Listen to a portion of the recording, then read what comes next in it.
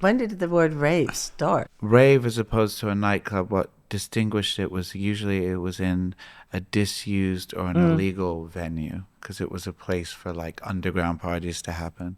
So the early raves, obviously, all the rave culture came out of England, and a little bit before my time, probably the late 80s. And Yeah. then I was in New York, and the early raves, or at least New York trying to copy what was going on in London and Manchester, all happened in the early 90s. But it was fueled by this thing of like kids wanted to go out and dance en masse, 1,000 kids, take ecstasy, sure, and do all Yeah. this stuff. And in these places, and they weren't allowed to, so they found, like disused warehouses and in the middle of a field and all this kind of stuff. So as much as I would love to believe that our Friday night was a rave, I would say it was a little, like, we call it low-key rave. Low-key rave. Low-key rave. But it was amazing because it Don't- was... Now I have to No, look. no. I want a high key rave. No. then. It was, as far as I'm concerned, at my age, that was a high-key rave.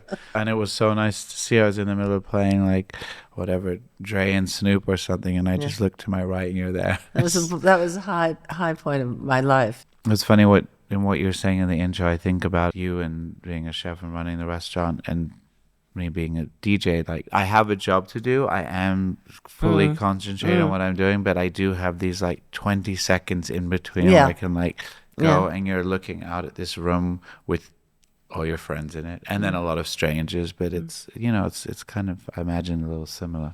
It is. I think that I go in and, with cooking, you really need to see I stand at the pass.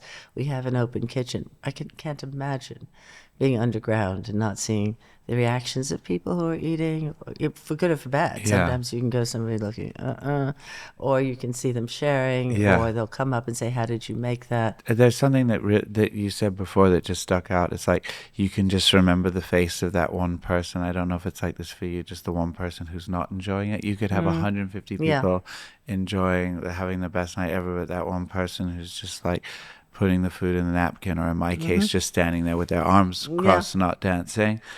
And I realized, because in the 90s when I came up as a DJ in New York City, we hung out a lot with stand-up comedians, and this was the time when Dave Chappelle and a lot of people were on the way up, and I remember speaking to my stand-up comedian friends and realizing how much we had in common, because they too would just have like a great night in the club, but would only remember just like the one person screw face there, and you go to sleep with this person's face like imprinted in your brain.